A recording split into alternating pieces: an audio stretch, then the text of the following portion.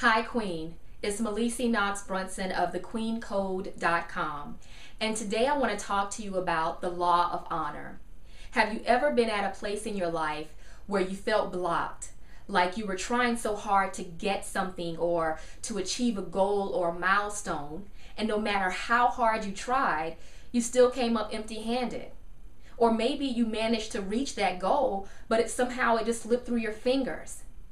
Take money, for example. There's nothing wrong with wanting lots of money. As a matter of fact, as queens, we're called to be royal wealth builders. We're supposed to be abundant in every area of our lives, especially our bank accounts. So we're ambitious women, right? We go out there and we're assertive and we're go-getters and we're trying to reach that financial goal or that financial milestone. And it can become very frustrating when after all of our efforts, we're still coming up empty-handed. We keep circling back to square one. Or maybe we do reach that financial milestone, but through virtue of some decisions that we've made or some circumstances that we've allowed ourselves into, we end up losing it all. So what's the problem? The problem is not necessarily in the getting and trying to go out there and achieve the goal, because that's really a necessary part and component to the manifestation process. The problem could be that we're out of order, because the true route to abundance is really in sowing. Not so long ago, I had this problem myself, and I'm sitting there, I'm meditating and I'm praying, and I'm realizing that I've reached a certain level of abundance, but I'm trying to get to that next level, and for some reason I just felt blocked. I felt like there was a glass ceiling there and I couldn't seem to break through that. And so I'm trying to get clarity on the spiritual block, because I knew that if I have some type of physical block, right, some block in the physical or the natural, it's just a manifestation of something going on inside. And so I asked the universe to show me the spiritual block to my financial abundance. A few weeks later, I was up at about 3:30 in the morning and I couldn't sleep, so I was watching some television and I was channel surfing, and I came across this program of this guy talking about universal law. And at this point I sat up in my bed because I knew the universe was about to give me one, right? And so I sat up in my bed and I'm listening to this guy talk, and he starts talking about the law of honor. And he says something very simple but so profound. He said, if you're abundant in your life, you can trace that to a person that you chose to honor. And if you lack in your life, you can trace that to a person that you chose to dishonor. So if you're abundant, you can trace it to a person you chose to honor. If you're lacking, you can trace that to a person you chose to dishonor. He went on to say that diligence is a sign of honor. He said that diligence was immediate attention to instruction, and delayed obedience is a sign of dishonor. So to break it down, think about when we were young, right? When our parents asked us to take out the trash, if we did it immediately, that was a sign of honor. But if we did it when we felt like it, right, that was a sign of dishonor. So I got the message, and I immediately started to look in my life at the people that I chose to honor. And sure enough, I could see the trail of honoring them linking to some abundance in my life, some success in my life. I saw how honoring them had given me greater access to creativity and success and money. I saw that. Likewise, I began to look at the people in my life that I chose to dishonor. And it was very heartbreaking when I realized that there were some key people in my life that God had placed there to really be a blessing to me, but because there were personality differences, or maybe we didn't agree on many things, or we didn't see eye to eye, because of that, I chose to dishonor them.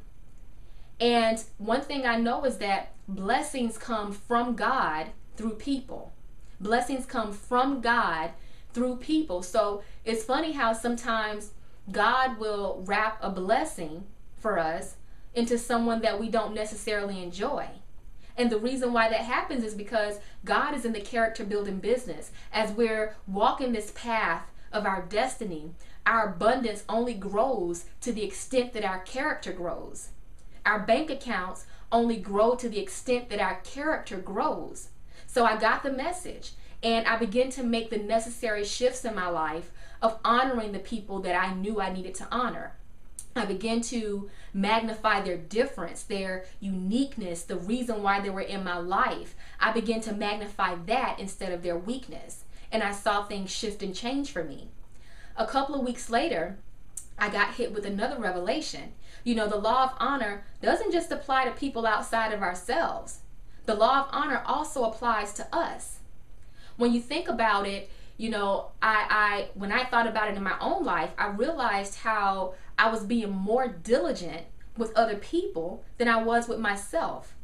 And even though it might sound really simple, it's interesting how on some level we're all doing this if we take a really deep look in our life. For example, let's just say you have a job. You know how to get up early to be on that job on time. You know how to get up late to be on that job on time. That honors your boss. But can you do the same thing when it comes to building your dreams or building your passion? Can you be just as attentive? Can you take that immediate action for yourself? When the divine boss gives you an assignment, do you put it on the back burner? Or do you take immediate attention to it in order to enhance your own life, to grow your own life? So, Queen, what I want you to look at this week is I want you to begin to look at the ways that you can begin to honor yourself more. Begin to look at the ways in which you put other people's interests before your own. Because as women, we're the type that we're nurturers, right? So it's really easy for us to put someone else's interest before our own. It's really easy to put everyone else before us. But what I'm asking you to do this week is to really begin to take a look at your life and see where you're not honoring yourself, and begin to make adjustments. Because remember, if you're abundant in your life, that can be traced to the person that you chose to honor. And if you're lacking in your life, that can be traced to a person that you chose to dishonor.